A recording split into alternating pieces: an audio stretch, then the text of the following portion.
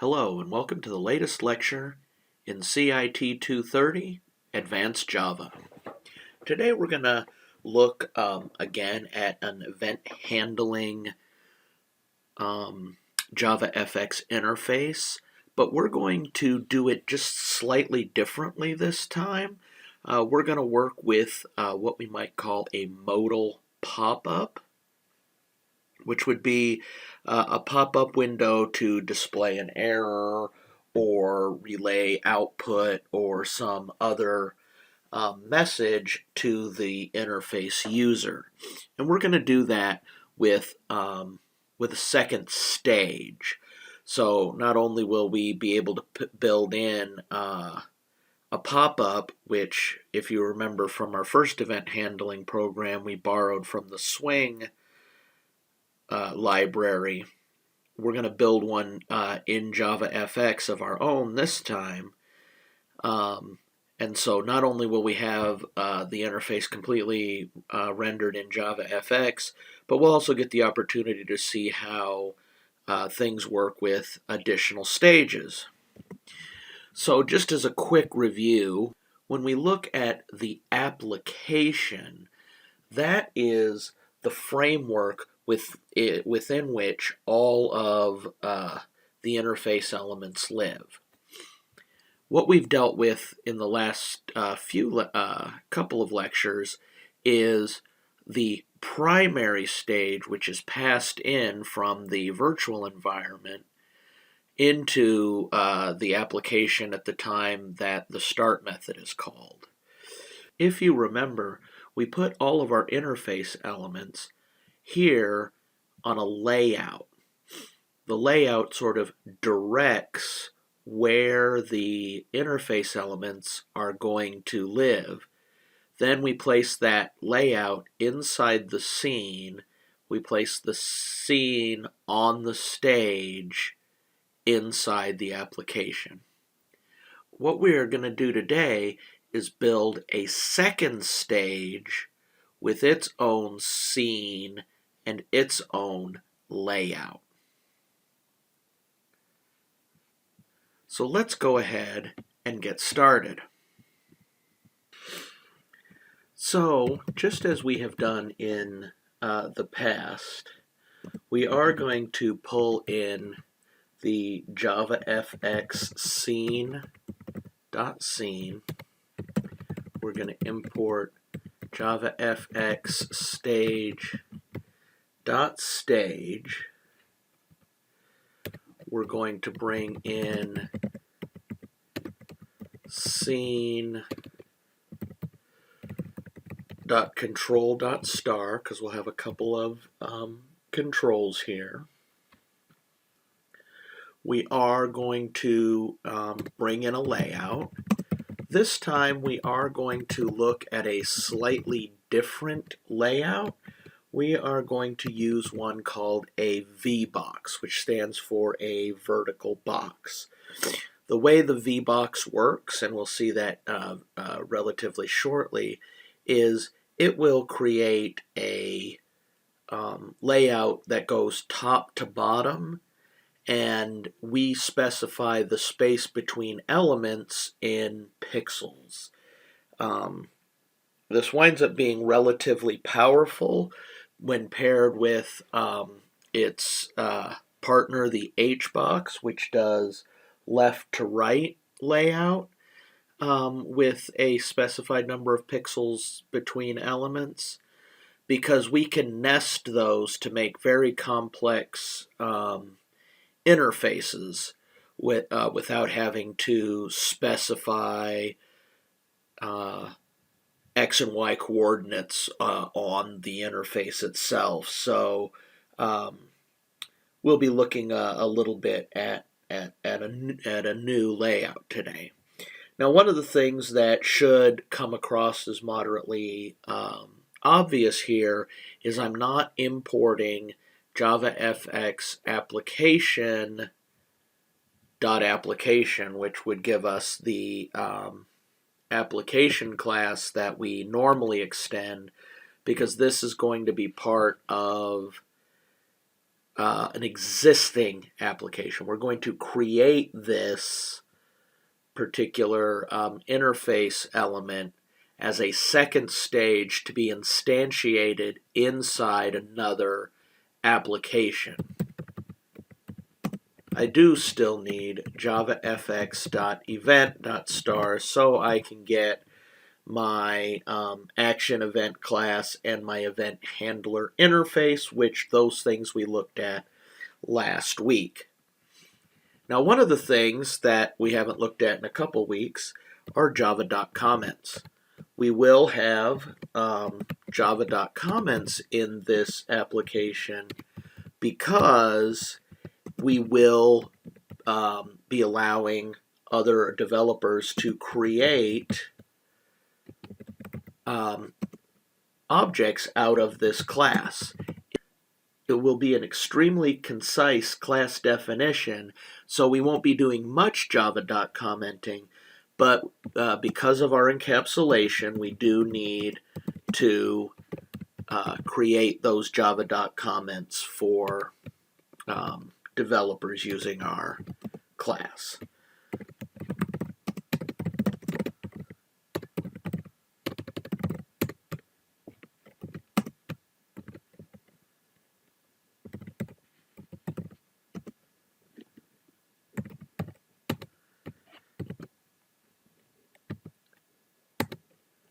So this time we're going to change things a little bit because we're going to create a public class called MessageBox. But this time we're going to extend the stage rather than the application class. This is because we're going to create a second stage or second window that is going to be part of the same application framework. This will have a single method, and that will be a constructor. And it is going to take in the message or string to be displayed,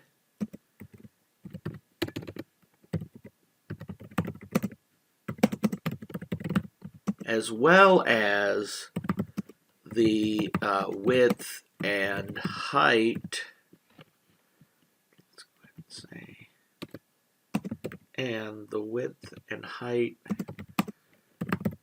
of the message box window. So this, as that description indicates, we'll have 3 at params. We will have a message, the message to be displayed as a string,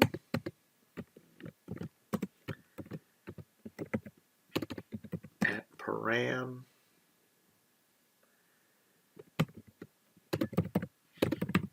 width,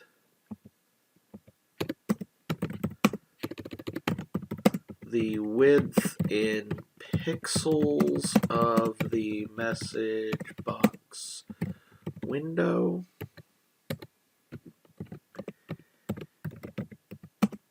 and height,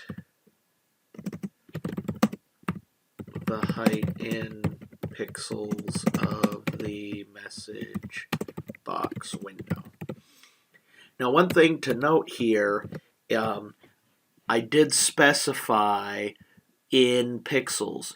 When we make numeric arguments, parameters, it is very helpful for us to say what the units of those numbers are.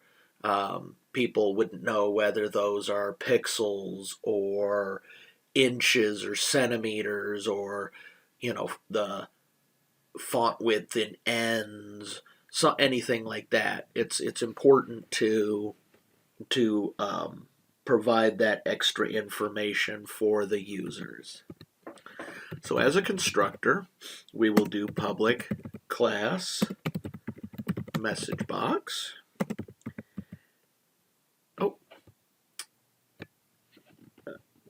ahead of myself. We will do public message box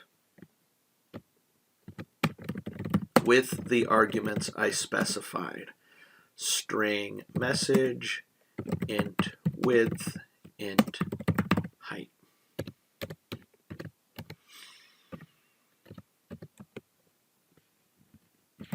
We will call the superclass so that we do wind up with a base window with the minimize, maximize, red X, all those things that we want.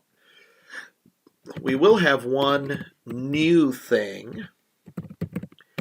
We are going to work with a init modality,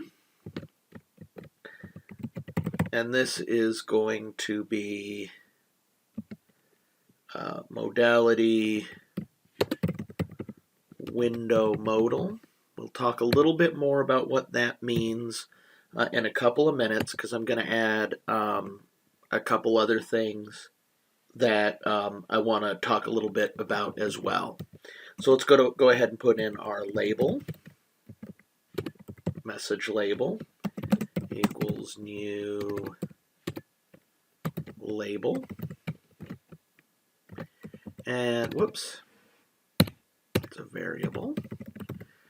It's going to take the message. It's going to pass the message received right directly on to the label. So that string will just be printed out as is. I'm also going to take that message label and I'm going to set an alignment on it, because within we want that string centered within the label element, and there is where we are going to use baseline center.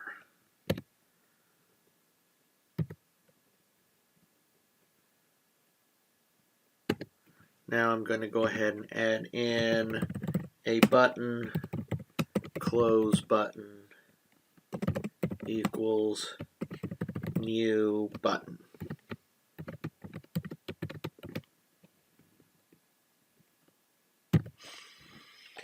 Now there's a couple things I want to talk about here.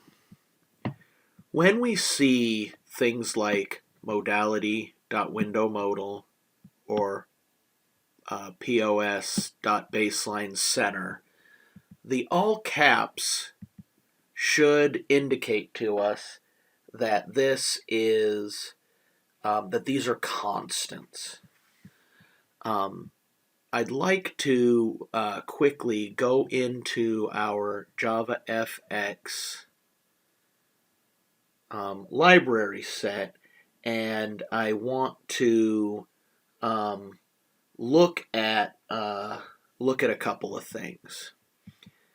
The reason I'm stopping to talk about this is something that's extremely common, particularly in interface programming, but throughout the entire Java language as well, are the use of constants, and particularly enumeration constants, for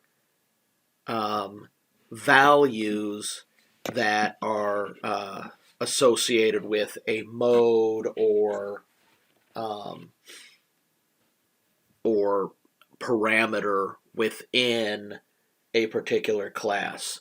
Things like determining the modality of a window, or deciding the alignment of an interface element, are things that are normally done with some kind of integer value, but integer values are very difficult for us to remember which is which and what goes where. So quite commonly, we will have constants, application modal, none, window modal, to represent what those are, because it's very much easier to remember things like none for a non-modal, that the top level window is not actually even a modal and it doesn't block any other window, or um, or whether it's window modal specific to the window that called it, or application modal, kind of in the front of everything within the application space. Since there's only one other stage here, application and window modal would work the same in the way we're going to use it with our temperature conversion from last week. But remember, we're building this to be more universal, and the way I picture it is that it's only a modal for the calling window, sort of a little pop up specific to whatever you were immediately working on. But just think of these, they're words that represent a mode of operation. And we similarly have one up here in Java FX geometry called POS for position. And there are a lot of different ways to do alignment: top right, top left, top center, center right, center left, center, bottom right, bottom left, bottom center, and then baseline, left, right, and center, where baseline is sort of the baseline of the particular object, in this case, the label object. So just keep these kinds of things in mind. We are going to learn how to make our own enumerations soon, but sometimes just regular static constants are used in these places as well. So I'm gonna sort of do the event handler in a couple of steps here today, because I want to show a new concept. If you remember from last time, we did the private class button listener implements event handler for action events. And then inside of here, we did an override of the class handle. And that is an abstract class in that it had no implementation. We have to override it and do that implementation, and we are going to do some stuff in here. This is the way we did it last time.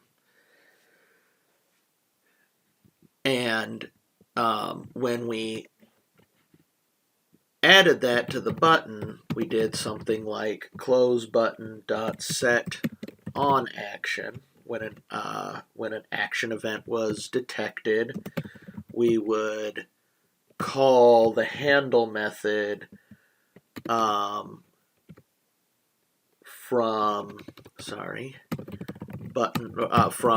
whatever implementation of that of the event handler for action events that we had, and we'd send that the event. We would pass that event through. But what we'll notice is we've named this button listener. And in this case, because there's only going to be one button, it's only ever going to be instantiated once. Now, one of the things that we may or may not have thought of in the past is this is what we would call an anonymous object. Whenever we do new and a constructor, we are creating an object. But because I didn't say button listener BL equals new button listener, I never named the object. Because I'm never going to use it, I don't need a reference variable to that object. I can just create it as I pass it. So it's unnamed and therefore anonymous. But I can take this anonymity to the next level. I actually don't even need to name the class if I'm only ever going to make one object out of it. So I could have gotten away without any of this text, and instead of making a new button listener, I would make a new event handler for action events. This is called an anonymous class. What's implied by the new and then event handler is that I'm creating a class that has no name that implements event handler for an action event. And I'm calling the constructor of that unnamed class. Now, everything will look the same. The implementation of that anonymous class is the same implementation. So what I can do is close the argument for the setOnAction method, and in between is an anonymous class with its definition. And what we do in here would be the same for both the inner class or the anonymous class. When you look at the uploaded example for this, you'll be able to see a commented out version of the inner class to compare with the anonymous class, so that you can kind of try to wrap your brain around that concept. For some folks, it takes a few times of looking at and trying to understand the concept of creating an inner class with no name that's actually built inside the argument. But just think of it as a class with no name, and we're just creating an object out of that as we define it. We are going to check that the source is a button, while we're not going to check which button was clicked, because there's only one and we know the answer to that. What we are going to need to do this time is determine where that button lives. One of the things that can be a challenge to wrap our brains around, now that we're advancing and we're really starting to do advanced Java programming, we're actually dealing here, this is the definition of a class that's technically independent of, although only used within, the message box objects. It does not have a reference to elements in its parent. The object can't reach out and ask its parent.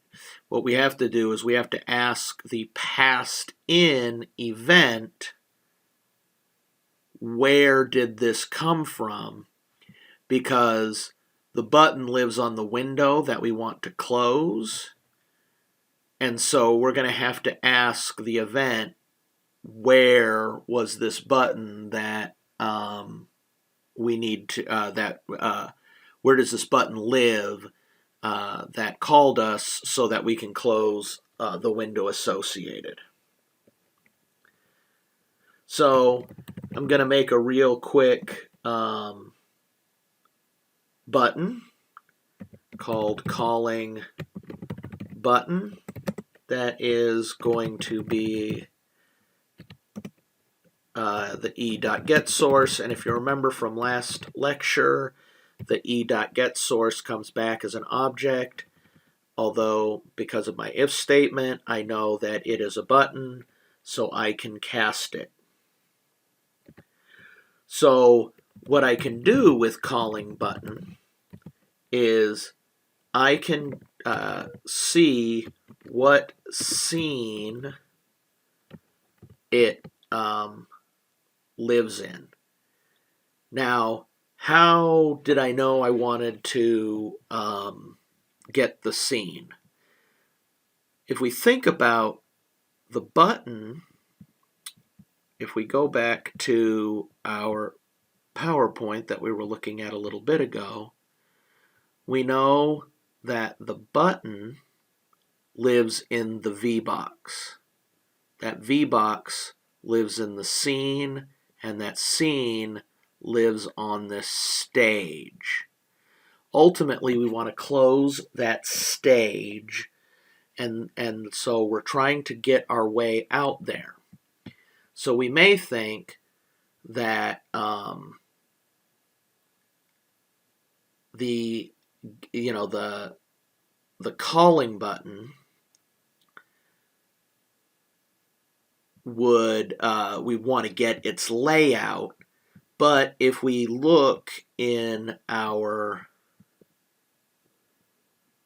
documentation, and this is where these documentations become very very helpful as we think through how we do these applications. We're trying to find the window associated with the interface element that called this event handler. So we'd want to do some kind of get on a on that element, and most likely it's going to be part of there's going to be either some kind of get layout or get scene that we're looking for. So most likely any interface element is going to have that. So if we look at our inheritance chain and we see the button goes to the button base, the button base is a labeled control. The control is a the labeled control is a control, which is a parent, which is a node. Chances are that it's going to be in one of these inherited places. But since there's so many there, what we might do is try to find within the page. So we might look for a get layout, but what we'll see in the node is there's only to get the x and y coordinates or the bounds of the layout. So since the layout lives in a scene, let's look for a get scene. Oh, and there we have one. So once we know that, we know we have access to the scene on which that button lives. Now we just need to find out the stage associated with that scene. So we're going to be calling something. Let's go into a scene and find out what that might be. The scene has some set of methods.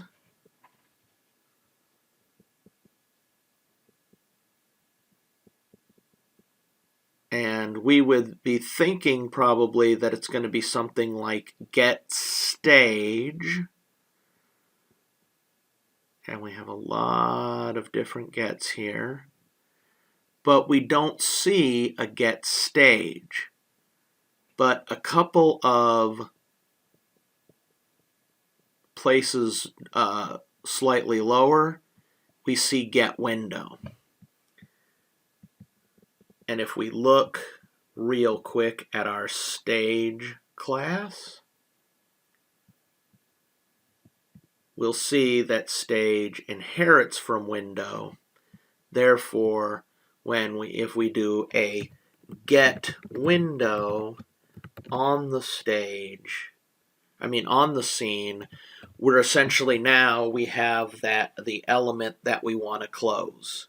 And this seems like somewhat complex in the way I described it, but just think that we're finding out what scene the button that called this handle method lives on, and then what window that scene is set on, what stage holds that scene.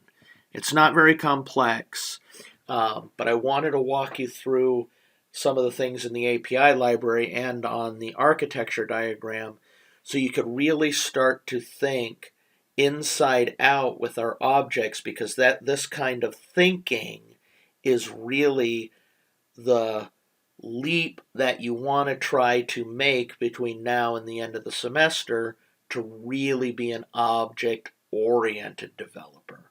You'll really, if you can start thinking in objects, think about inheritance chains, and think about objects within objects within objects, you're going to get to a place where this really starts to make sense, and you're going to be able to develop and derive your own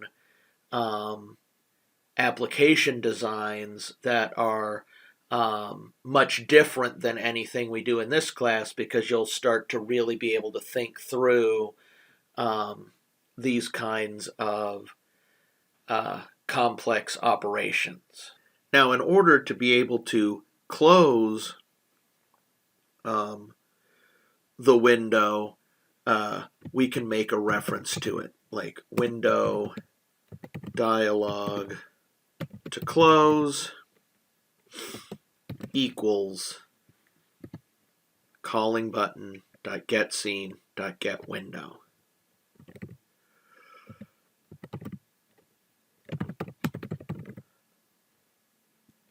And then we can call the hide method on that window to get rid of it. Now it will be hidden from view. Now remember, everything in here is our anonymous class definition, which we use to handle the event of clicking the button. We still have to finish building the interface. We are going to make our layout, which we hadn't done yet, which is going to be a VBox. And I'm going to make a 10 pixel buffer between interface elements, and there are only two, just the label and the OK button. We have to put something in here, because if we use 0 as the number of pixels between interface elements, it will just stack them all on top of one another. So it will be essentially as if it was a vertical top to bottom interface, but where the top and the bottom are the same at the same place. So putting that 10 pixel buffer in there makes it look much better. Now we want to center the layout just like we did the label. So we are going to set the alignment on the layout as a baseline center, just like we did with the label. And we put the elements in the children collection just like we did in the flow pane layout. It works exactly the same. This becomes fairly repetitive, and by now it probably already feels a little bit like second nature. The order of the elements still matters because we are doing a top to bottom. And now we can work with the stage itself. We're going to set the scene, and we'll make an anonymous object here. We don't need to create a new scene beforehand. We can just make it at the instantiation time. We're going to put in the layout, and it will be width times height. And if you weren't sure on the scene, whether width or height came first, remember we have our API documentation. I can go to JavaFX scene, look at scene, check out its constructor summary, and I can see that it's width then height. And so we are in good shape with width then height. We're going to do one thing different this time. We're going to set resizable to false. This is a resizable is a property within the stage that if we go to our stage class, we can see in its method summary that there are a number of things we can set, like the scene, the title. Those are things we've worked with already. We can also set minimum and maximum heights and widths so that the window can only be resized a certain amount. Or we can set a Boolean property on whether it's resizable at all. And when we poke around these API libraries just to see some of the other things that they can do, we can really learn a lot. Sometimes some of the things may be a little cryptic to us, but we can at least look at things that do make sense to us to help us to learn new ways to use these objects. And the last thing we need to do is render it or show the window. This shows it initially when the OK button is hit and the event is sent. That same window is hidden. We'll go ahead and save it. We're going to save to the desktop.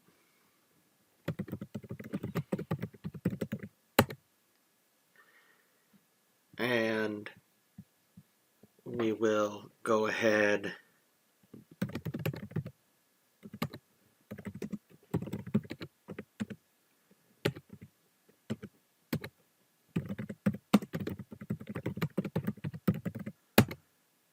and we will compile that. We'll notice that we have a couple of things missing here. So whenever we see cannot find symbol, that almost always indicates to me that we forgot some import statements. One that I'm positive we missed because we looked at it, but I hadn't added it in yet because I wanted to talk about it before I put it in here, was the POS enumeration for that baseline center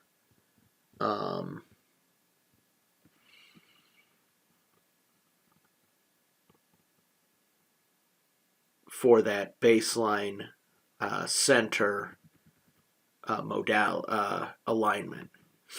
The modality also lives inside the stage API. So we're going to change that to star so that we have that as well. Let's see if we grabbed all of them. I think that is all we need, because window is also in stage. That's the other one we were missing. Perfect. Now, we'd like to take a look at this, but remember, this in and of itself is not an application. This is a stage, so we are going to create objects out of this to use. So what we're going to need to do is open our temperature conversion from last time. So let's go grab that from our examples folder. And if you remember, we used the J option pane last time. But now we have the ability to replace that with a call to this new message box. And you'll see I built it in a way so that I could sort of grab the string directly from the J option pane and then just determine the size we want of this window. The J option pane uses sort of a fixed height and width. Because I want you to be able to use the message box on some of the assignments for the class, if you'd like to, and for your own purposes, even outside of this class, if you'd like to. I wanted to make it very flexible by allowing the user to set the width and height, so we've just added that in here. Now I've gone ahead and pre-programmed those three calls. One for the exception, and then one each for the displaying of the output. So we can go and redo the temperature conversion fx.java with our message box programmed in.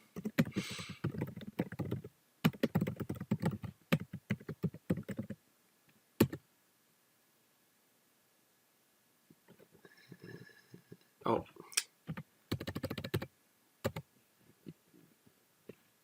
And what we'll see is now we have our own JavaFX non-resizable, whereas this window here was resizable, this one is not, that displays our answers. And what's nice is it still works perfectly the way it did when we worked with it before.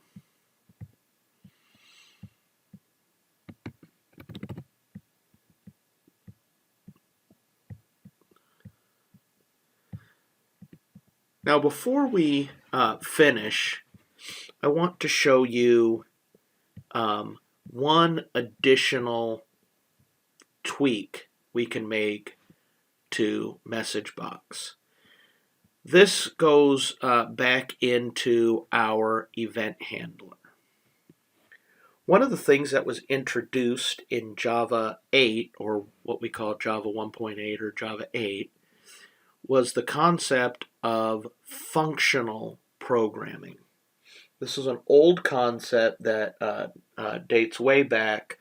Programming languages like Lisp are functional languages. When we have a situation like an event handler where we were creating an inner class that we're only going to use once to create a single object with a single method that will be called, we can skip the class and object concept altogether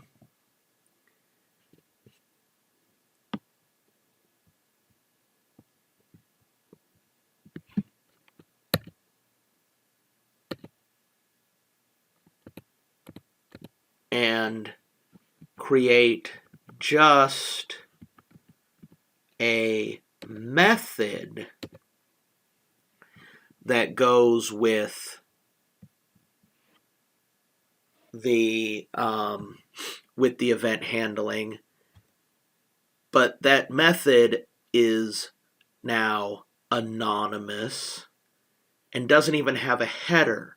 So instead of creating a method that takes in an input, we are creating a function or standalone block of code that's identified between here and here, a standalone block of code or function that we can send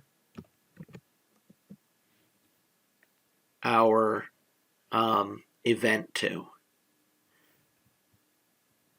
The set on action knows that it is going to pass the action event object to some implementation of an event handler, but through the Lambda construct that's been added in Java with Java 8, we can simply pass that to a standalone function, or as I like to call it, anonymous method that will do the work. Now, if this doesn't seem immediately digestible, just like the anonymous class may not, you may have to look at this, see it a few times. I do recommend you working with it and trying to get comfortable with it, because most developers now use Lambdas for event handling. So it is something you're going to absolutely want to be comfortable with before you leave the class. We will see it a number of times, and the uploaded version of the code for this will have a commented out version of this as well. So you'll be able to see the inner class, the anonymous class, and the Lambda implementation of the event handler for all of these. So you will have a lot of opportunity to mess with this. And we can save and recompile.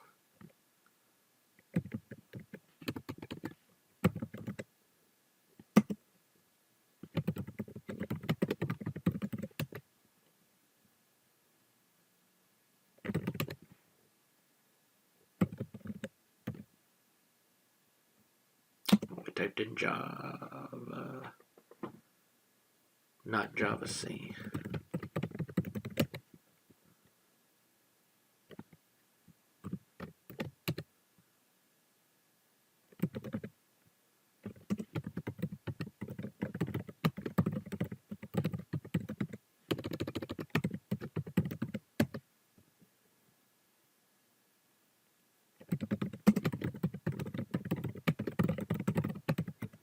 And you'll see that whether we use the Lambda or the anonymous class, and by the way, the same is true of the inner class, I can't tell the difference here. The pop-up is the same for all of these. So, as has been the case, we covered a lot of material in today's lecture. I recommend you take a look at it, play with it, download the example and work with it. You can use the message box instead of the J option pane to implement homework too. That can give you an opportunity to play with it, particularly play with the different implementations with Lambda, interclass, anonymous class, so that you have a lot of opportunity to kind of get these concepts under your belt. Hope you enjoyed it, and we'll look forward to seeing everyone again next week. Take care.